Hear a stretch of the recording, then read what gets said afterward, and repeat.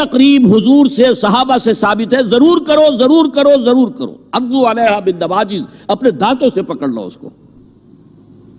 اور جو تقریب ثابت نہیں حضور سے اور صحابہ سے، یقیناً یہ کہیں باہر سے آئی ہے، یا تو ہمارا خاندانی پس منظر جو ہے، اکثر تو ہندوؤں سے مسلمان ہوئے، وہ سادات ہوں، صدیقی ہوں، فاروقی ہوں، عثمانی ہوں، وہی ہیں جو باہر سے آئے تھے، باقی تو اکثریت یہیں سے، وہ اپنا ہندوانہ پس منظر لے کر آئے۔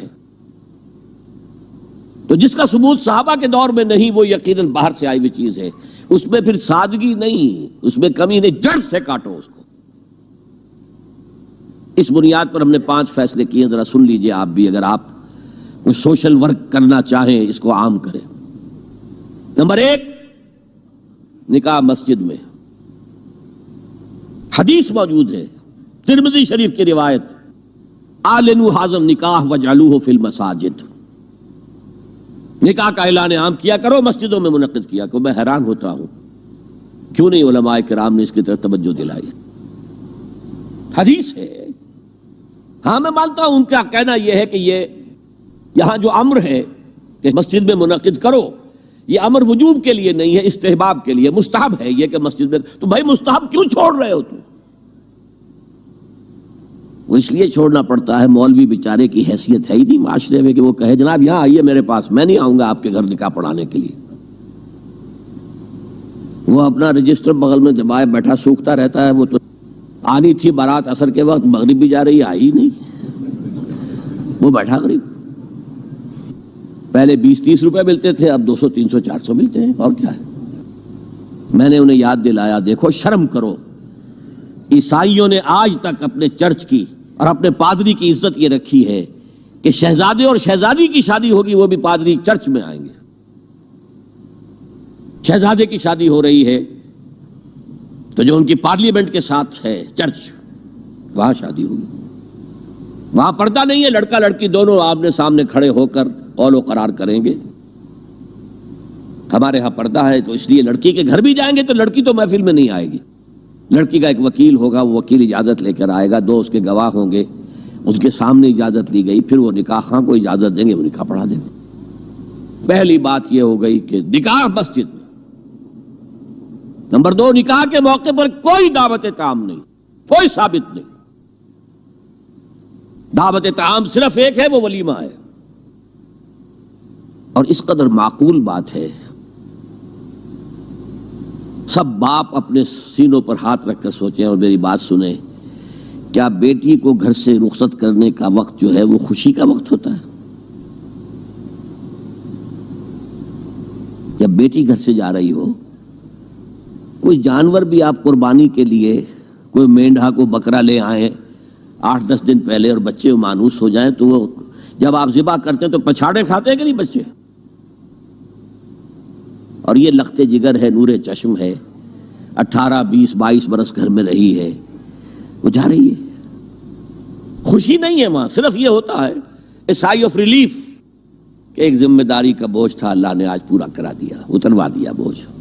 پھر بھی اندیشہ ہوتا ہے، پتہ نہیں مزاج ملے نہ ملے، نئے ماحول میں جا رہی ہے، وہاں جا کر ایڈجسٹ ہو یا نہ ہو، اندیشے پھر بھی ہوتے ہیں ذہن کے اندر۔ تو ان سے مرغ پلاؤ کھانا اور متنجن کھانا کوئی معقول بات نہیں ہے۔ معقول بات کیا ہے؟ لڑکا، اس کا گھر آباد ہوا ہے، وہ ولیمہ کرے، اس پر باقاعدہ احادیث اولبو ولو بشاتن، ولیمہ ضرور کرو چاہے ایک ہی بکری ہو تمہارے پاس، ذبح کرو، کاٹو، کھلاؤ گوشت اپنے دوستوں کو، احباب کو۔ یہاں تک کہا کہ بیسا طعام الولیمہ، برا کھانا ہے ولیمے کا کہ اس میں غریبوں کو نہیں بلایا جاتا۔ ظاہر بات ہے مسلی کھلانے کے لیے تو ولیمہ نہیں ہوتا، اپنے احباب کو، دوستوں کو بلایا جاتا ہے۔ پھر بھی میں تم سے کہتا ہوں کہ جسے ولیمے کے لیے بلایا جائے وہ اگر نہیں جائے گا تو اللہ اور اس کے رسول کے حکم کی نافرمانی کرے۔ تو جس رسول نے اتنی تفصیل سے حکم دیا ہو ایک دعوت کا، وہ دوسری دعوت میں بھی خیر ہوتا میں بیان کرتا۔ جب نکاح مسجد میں اور کوئی دعوت طعام نہیں تو بارات کا تصور خلاص۔ بارات کس بلا کا نام ہے؟ قرآن میں تو کوئی ذکر ہی نہیں، عربی میں یہ لفظ ہی نہیں۔ اجتماعی طرفین مسجد میں ہوا، نکاح ہوا. لڑکی کو حضرت فاطمہ کو رضی اللہ تعالی عنہا کچھ خواتین جا کر چھوڑ آئی تھی اس حجرے میں جو ایک انصاری صحابی نے حضرت علی کو دیا تھا. ان کا تو کوئی گھر بھی نہیں تھا. کوئی حضرت علی آئے ہوں اور آ کر وداع کرا کے لے کے گئے ہوں، کچھ بھی نہیں. چوتھی چیز، جہیز کا کوئی تصور اسلام میں نہیں. خالص ہندوانہ رسم، خالص ہندوانہ رسم، خالص ہندوانہ رسم. ہندوؤں میں کیوں ہے؟ وہ اس لیے ہے، معقول بات ہے کہ لڑکی کا وراثت میں کوئی حصہ ہی نہیں. وہ تو جب گھر سے نکل رہی ہے کچھ دے دلا کے رخصت کر دو. دان دہیج یہ خیرات ہے، لڑکی کا حق کوئی نہیں ہے گھر پر. اسلام میں تو لڑکی وارث ہے. والد فوت ہوں گے وراثت تقسیم ہوگی، والدہ فوت ہوں گی کوئی ان کی ہے ملکیت وہ تقسیم ہوگی. شادی کے موقع پر کوئی جہیز اسلام میں نہیں، قطعاً نہیں. غلطی سے حضرت فاطمہ کے جہیز کو جہیز کہہ دیا گیا. وہ جہیز کیا تھا؟ ایک پیسہ بھی حضور کے اپنی جیب سے نہیں تھا. اس شادی میں خاص بات کیا تھی کہ دولہا کے ولی بھی حضور ہی ہے. اور کون ہے؟ علی کا کون تھا مدینے میں؟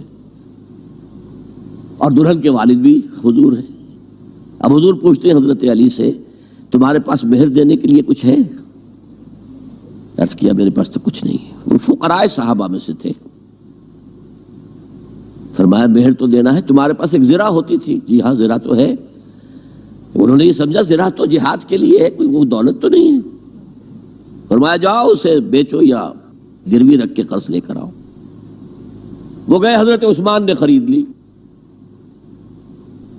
اور کچھ دنوں کے بعد واپس کر دی ہدیتاً. یہ زرہ میں ہدیہ آپ کو کر رہا ہوں. اس وقت اگر کہتے چھوڑو علی، کہاں تو لو میں پیسے دے دیتا ہوں تمہیں، تو ان کی طبیعت پر بار ہوتا. اس پیسے سے حضور نے کچھ پیسے گھر بھیجے اندر، دلہن کو ذرا تیار کر دو. اور کچھ پیسوں سے وہ ایک گدا جس میں کھجور کی کھال بھری ہوئی تھی اور 2 تکیے جس میں کھجور کی کھال بھری ہوئی تھی، ایک مشکیزہ کنویں سے پانی تو لانا ہی ہے نا، ایک چکی جو ہو یا گیہوں ہو پیسنا تو ہے نا، کوئی 1-2 برتن اور. اللہ اللہ خیر صلی اللہ. یہ تھا جسے جہیز کہتے ہیں، جس میں ایک پیسہ بھی حضور کا شامل نہیں ہے. وہ حضرت فاطمہ کا مہر تھا جسے بنایا گیا. ورنہ مدینے ہی میں دوسری آپ کی صاحبزادی کا نکاح حضرت عثمان سے بھی ہوا. کہیں ذکر ہے جہیز کا؟ حضرت عثمان کا گھر بھرا ہوا، ہر چیزیں موجود، وہاں تو جہیز کا تذکرہ نہیں. بہرحال یہ شادی کو آسان کرو، زنا کو مشکل بناؤ. یہاں شادی کے لیے 9 من تیل ہوگا تو رادھا ناچے گی، ورنہ یہ کہ بڑی ہو رہی ہے، عمر ہو رہی ہے، سب کچھ ہو رہا ہے، لیکن کچھ تقاضے تو ہے نا، آخر کچھ تو کرنا ہوتا ہے نا. آخر کچھ نہ کچھ لوگوں کو تو کھانا کھلانا ہی ہوتا ہے نا. بارات تو آخر آئے گی ہی نا، کچھ نہ کچھ تو دینا ہی ہوگا. کچھ جوڑے کپڑے، کچھ. یہ اسلام کا فلسفہ جو میں نے 4-5 باتیں آپ کو بتاؤں، فلسفہ یہ ہے کہ لڑکی کے باپ پر 1 پیسے کا بوجھ نہیں. اس نے لڑکی پال پوس کے تمہارے حوالے کر دیا، اب اور کیا چاہتے ہو تم؟ سارا مرد آزماں مرد آفرین، مرد کو چیلنج دیا ہے، تم مرد ہو، مہر تم دو گے. اور سب سے بڑھ کر کیا ہو رہا ہے آج کل بھی ہوتا ہے، وہ ہمارے ایک کچھ کام ہوتے ہیں اسلامی، وہ بھی ہے کچھ وہی ہندوانہ پس منظر. نکاح کی محفل میں چھوارے کون لے کے آتا ہے؟ جی لڑکے والے. اور پلاؤ کن سے کھاتے ہیں؟ بھائی جس کو تمہیں مرغ پلاؤ کھلا رہا ہے وہ چھوارے نہیں بانٹ سکتا تھا؟ یہ ہے اسلام اور غیر اسلام کا امتزاج.